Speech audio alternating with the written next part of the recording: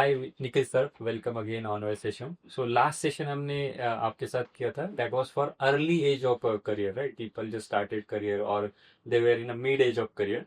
So now today we are having a discussion on the part of retirement. Like जैसे जैसे मेरा age बढ़ता है, how I should manage my funds. Like on that topic we are going to start discussion. So welcome to you again on our like a platform where we can give some good guidance to the people, the positive guidance and correct guidance. So let's start with the discussion. So जैसा आप हमारे audience को अपने बारे में थोड़ा बताइए, so that we can understand about you.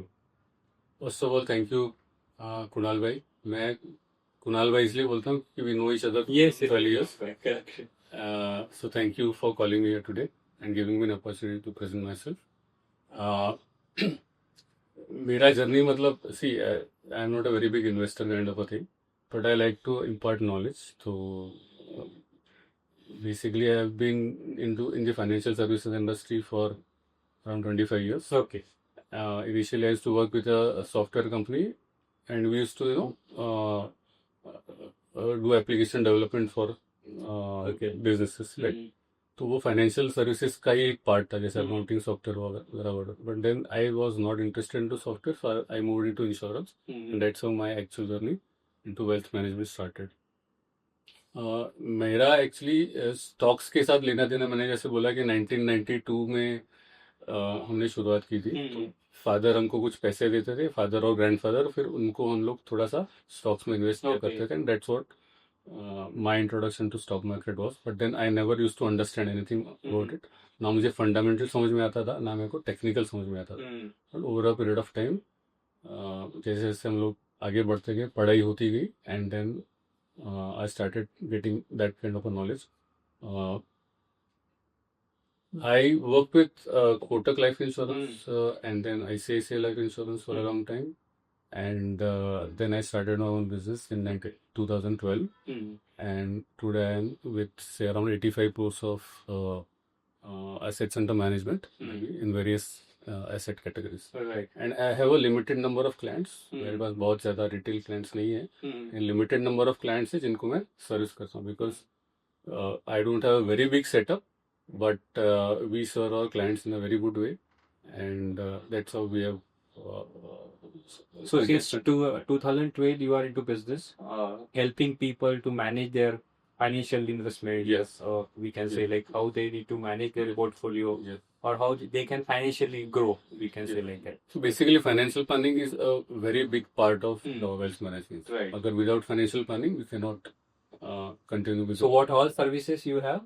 Like, see, we have services like we basically are brokers, right?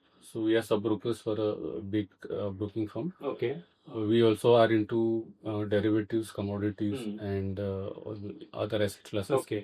We are into mutual funds, Right. right? So apart from that, also there are other products like structured products, PMS. So those are things we do. Right. In our wealth management. Correct. So let's start with our session. Definitely, it'll be interesting for me and for our friends and colleagues who are watching us. So definitely, we'll try to learn more things from you. So it can be interactive session for today. So we were at SIP or SW. Initial age when SIP करना चाहिए, and then once we are at the retirement curve, so that money will give you a return. Like monthly आप अगर withdrawal plan लगाते हो SWP, so आपका funds भी grow होते रहता है, and you will get Correct. monthly some revenue. Correct. Right. So that is good for investment. Yes. As इस पे आपका क्या बोलना है? नहीं, that's what I'm saying कि आप see पेंशन हर एक के लिए नहीं होता. प्राइवेट कंपनी में जाओ तो you have EPF, right? Right. So employee provident fund, Right. And then you have gratuity. तो जब आप रिटायर होते हो तो आपके पास एक लमसम आ जाता है. Yes. Yes.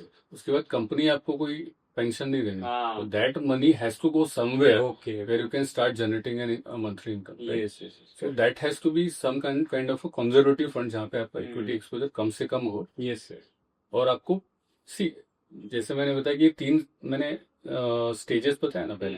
तो first is like wealth accumulation stage, second is wealth appreciation stage, and third is wealth preservation. So retirement is my wealth preservation. Right. मुझे अपना वेल्थ प्रिजर्व करना है, उसके साथ साथ वहाँ रिस्क नहीं लेना है. वहाँ पे रिस्क नहीं लेना, कम से कम रिस्क लेना. रिस्क सी 6-7% से मेरा कुछ नहीं होगा, हम्म, मुझे कम से कम 10-11-12% हाँ, चाहिए which equity can give. Okay, That's the reason you should have some kind of an equity. Right. So it could be around 20%. Okay. So definitely हम इन्वेस्टमेंट तो करते रहते हैं, राइट, बट इन्वेस्टमेंट किए जा रहे, स्टॉक बढ़े जा रहा, मैं देखे जा रहा हूँ उसको, and I am not withdrawing. So what you feel like as a person who is having some savings और इन्वेस्टमेंट, एग्जिट क्राइटेरिया क्या रहना चाहिए एज पर हिज नीड और percentage of calculation? You're talking about equities, right? हाँ, equity बोल सकते तो हो, अगर हमने और इवन म्यूचुअल फंड ऑल्सो, अगर म्यूचुअल फंड म्यूचुअल फंड में तो आपने तब विड्रॉ करना चाहिए जब आपका गोल आपका अचीव हो achieve जाए, राइट. ओके. सो आपने अगर हर गोल के लिए अगर एक एसआईपी शुरू किया, तो अगर हम्म. से मैं अपनी मैरिज के लिए एक एसआईपी शुरू कर रहा हूँ, अपने बच्चों की हाँ, पहला बच्चा है तो उसके लिए मैं एक एसआईपी शुरू कर रहा हूँ, हम्म. दूसरे बच्चे के लिए एसआईपी शुरू कर रहा हूँ, यस, ठीक है. And then they have their own goals, right. तो हर एक गोल के लिए जब भी गोल मेरा अचीव हो जाता है, मुझे वो एसआईपी बंद करना ओके, है और विड्रॉ करना है, राइट. ओके, तो that should be goal based. लेकिन इक्विटी में डायरेक्ट इक्विटी में ऐसा नहीं होता है. अगर मैंने कोई शेयर्स खरीद लिया, तो किसी ने बोल दिया इसलिए मैंने इन्वेस्टमेंट तो कर लिया बस, ठीक है, वो बढ़ भी गया, राइट, लेकिन एग्जिट कब करना ये मेरे को नहीं पता. ठीक है, कोई क्राइसिस आ गया कोविड जैसा और फिर स्टॉक गिर गया, तो उस टाइम पे मैं पैनिक हो जाता हूँ कि यार मैंने इतना अच्छा इन्वेस्टमेंट किया था, वो मैं निकल नहीं पाया. So you should have some criteria कि बस मेरा जो स्टॉक है वो डबल हो गया तो मैं एग्जिट करूंगा, Okay. या ट्रिपल हो गया तब एग्जिट करूंगा, ओके. या मुझे 20% मिल गया तो मैं एग्जिट करूंगा. अगर साल भर में ही मेरा स्टॉक डबल हो गया है, कंपनी का कामकाज ऐसा नहीं होता कि साल भर में वो कंपनी का डबल हो गया, बिजनेस प्रॉफिटेबिलिटी डबल हो गया और इसलिए स्टॉक बढ़ गया, ऐसा नहीं होता है. सो वो स्टॉक कभी ना कभी करेक्ट होना ही है, right. So once your stock grows very fast, you should always try and exit that Right. Stock. सो अभी एक यहाँ क्वेश्चन आ ही रहा होगा, like to our team which are watching us, stock double हो जाते हैं शॉर्ट टाइम में, सो क्यों होते हैं, मतलब what is it like graph? Stock double इसलिए होते हैं क्योंकि there is a lot of demand and there is a lot of क्या बोलते हैं उसको, शॉर्टफॉल ऑफ सप्लाई. डिमांड होता है, मतलब सेलर्स कम होते हैं, बायर्स से बढ़ जाता है, और फिर एक सेंटिमेंट भी होता है उस स्टॉक की तरफ, ठीक है. मार्केट सेंटिमेंट पे ज्यादा चलता है, ठीक है. कई बार ऐसे हम लोग देखते हैं कि रिजल्ट खराब आ गया लेकिन स्टॉक फिर भी चल रहा है. हाँ, फिर कई बार ऐसे होता है कि रिजल्ट बहुत अच्छा आया लेकिन स्टॉक गिर रहा है, राइट. ऐसे भी होता है. तो सेंटिमेंट भी बहुत काम सो करता है. ये आप ट्रैक नहीं कर पाते हो, मतलब somebody is as a investor or who is doing. See one should be satisfied. मुझे ऐसे लगना चाहिए कि बॉस मेरा जब मैं स्टॉक में इन्वेस्ट करता हूँ तो वो भी क्यों ना गोल बेस्ड हो, ठीक है. अगर मैं कोई 100 रुपए का स्टॉक खरीद रहा हूँ तो मुझे ये सच सोचना चाहिए कि चलो ये 150 हो जाएगा, इसके बाद मैं उसको एग्जिट करने की कोशिश करूंगा. अगर 150 भी मुझे लग रहा है कि नहीं फंडामेंटली कंपनी बहुत अच्छा है, मुझे और 1-2 साल रुकना चाहिए, I can still continue that stock, but then you should always review our portfolio. तो एग्जिट करना आसान नहीं है, नहीं है, क्योंकि आपको उससे वो स्टॉक से प्यार हो जाता है, फिर आप उसको एग्जिट नहीं करते हैं फटाफट. तो बेसिकली यू शुड, लॉस में हो तो भी प्यार हो जाता है और प्रॉफिट में लॉस में हो तो वो कंपलसरी हमें रखना ही पड़ता है, लेकिन लॉन्ग टर्म में भी अगर वो प्रॉफिट कर रहा है तो भी एग्जिट करना आना चाहिए.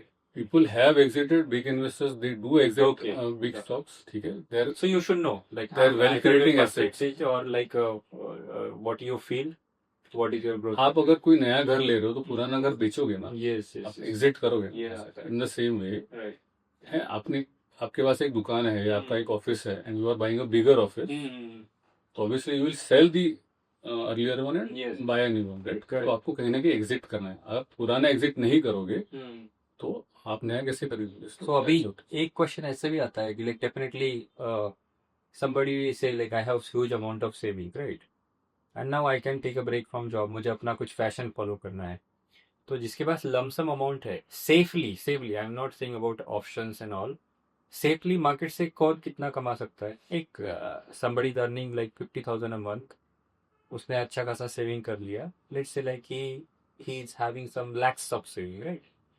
So depending on market, वो उसका bread and butter earn कर सकता है so that he can follow the passion. So you are saying he has earned enough money and then he wants to start follow his own passion. Passion क्या हो सकता है? और थोड़ा market से पैसा मिलेगा, ऐसा कुछ हो सकता है. पैशन ऐसा हो कि जहाँ से उसको इनकम मिले. See, you should have enough money. देखो आपका अगर इनकम 50,000 है, ठीक है, आज का इनकम, ठीक है, तो आज से 5 साल के बाद आपका रिक्वायरमेंट बढ़ेगा, तो आपको इन्फ्लेशन कैलकुलेट करना है, ठीक है। अगर आज इन्फ्लेशन 6% है, रूल ऑफ 72 के हिसाब से 12 साल के बाद आपको 50,000 नहीं, लाख रुपए लगेंगे। अच्छा, that money will not be enough, बराबर है। तो correct. आपको उतना पैसा आपके पास होना चाहिए कि बस 12 साल के बाद लाख रुपए मेरे अकाउंट में आए, राइट, ठीक है। So that's how you should start saving as much as possible in your in any kind of so ये इक्विटी में that- बाय सेल से पॉसिबल है क्या, लाइक इक्विटी में बाय सेल से पॉसिबल नहीं इसलिए होता है क्योंकि आपको आप अपना काम छोड़ के इक्विटी की तरफ ज्यादा फोकस करने शुरू कर देते हो। उससे बेटर है कि you invest in such assets where you don't have to look at it every day, okay, ठीक है। करेक्ट। बाकी नहीं, और रिव्यू करना बहुत आसान है। आप 2 या 3 महीने में एक बार रिव्यू करो, आपको लगता है कि कोई स्टॉक अच्छा नहीं है या परफॉर्म नहीं कर रहा है, you just churn that particular stock. So at the end you should earn from your skill set. अगर मार्केट स्किल सेट है आपका तो मार्केट से अर्न करो, नहीं तो आप अपने काम पे ध्यान दो, सो दैट मार्केट अपने आप ही काम करेगा, हाँ, मार्केट अपने आप ही आपको पैसे कमा के देगा, वेल्थ क्रिएट करेगा। And once you create enough wealth, then you put that money into some particular fund, यहाँ से आपको वो पर्टिकुलर इनकम आता रहेगा। जैसे अगर हम लोग रिटायरमेंट के लिए लोन के लिए करते हैं कि सपोज किसी के पास 50 lakhs आया, तो we give them 50,000 per month, उनका एक इनकम शुरू हो जाता है, बराबर। तो 50 lakhs से 51 crore का 1 lakh उनका मंथली इनकम शुरू हो जाता है, ठीक है। वी हैव सीन ऑलमोस्ट 90% लोगों का ऐसा ही है कि उनका उसके बाद भी कैपिटल बढ़ता ही है, okay, right. So the actual rate of return is more than 12%, ठीक है। So that's how you should invest. नहीं तो फिर आप पैशन कैसे फॉलो करोगे, आप ट्रैवल कैसे करोगे। आपका पहले दिन से अगर आप व्लॉग बना रहे हो, ठीक है, ट्रैवल व्लॉग बना रहे हो, पहले दिन से that is not going to give you money. उसको टाइम लगेगा, पॉपुलर होने में टाइम लगता है। जब तक पॉपुलर नहीं होता है तब तक आपको पैसा। Thank you, sir, on being with us in our session. It was a great session for the people who are thinking to retire or on a curve to retire. तो ये सेशन उनके लिए एक अच्छा जरिया बन सकता है to save their fund, right. Definitely कल जाके वो कुछ रिस्क नहीं लेंगे and they will not be a part, जो हमने कहीं सोशल मीडिया पे देखा है कि person who retired and he got into option trading and loss all of his whole life saving into one day only. तो आज जो आपने गाइड किया कि 80% ऑफ द फंड सेविंग, मतलब सेफ क्राइटेरिया में रहना चाहिए, should not be a risk criteria for the people.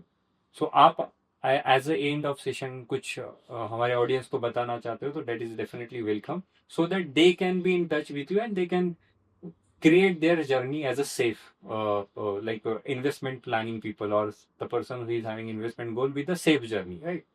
So would you like to give some as we discuss किया, हमने 3 अलग अलग कैटेगरीज हमने डिस्कशन किया था। तो पहला ये स्टेज था कि वेल्थ एक्यूमुलेशन। तो से करीब 22 से 35 साल की उम्र में हमें वेल्थ एक्यूमुलेट करना है। जितना पैसा सेव हो सके, जितना पैसा इन्वेस्टमेंट हो सके, पहले आप एफडी में करो। मैं तो सजेस्ट करूंगा कि आप एसआईपीज में करो। जितना पैसा आप सेव कर सकते हो, इन्वेस्ट कर सकते हो, उतना आप 35 तक करो, जहाँ पे आप एक वेल्थ एक्यूमुलेट करो, आप एक कैपिटल अपने आप के लिए क्रिएट करो। So that is the wealth accumulation stage. Between 35 and 45 you should always look at investing maximum money into equity, so that you can, क्योंकि आपका ऑलरेडी आपके पास घर होगा, आपके पास थोड़ा सा गोल्ड में इन्वेस्टमेंट होगा, एफडीज में भी होगा, तो मैक्सिमम आपको इक्विटीज में इसलिए डालना है because that will create actual wealth for you till the age of 55, right. So see, first stage is wealth accumulation, second stage is wealth appreciation, and the third stage, which is after 45, that is wealth preservation stage, जहाँ पे आपको अपना equity exposure considerably कम करना है, लेकिन you should preserve your wealth till the age of 55-60 when you retire, and that money can be used for your retirement kitty. So that's how we should go. मतलब अपने आप को, अगर आप, हर इंसान स्टेज वाइज सोचेगा तो अपने आप ही वेल्थ मैनेजमेंट अपने आप ही हो जाएगा, फाइनेंशियल प्लानिंग अपने आप ही हो जाएगा। Correct. So it was great learning with you, sir. Like if any of our friends who are keen to connect with us, definitely we will add your number. They can be in touch with you so that you can guide them correct, what, like according to their earning, where they should invest and how they should manage their fund, so that will be in a safe hand, we can say like that. So thank you for being with us on session. It was great learning from you. Yes, it is completely my pleasure. Thank you, Kunal bhai, for calling us. Yeah.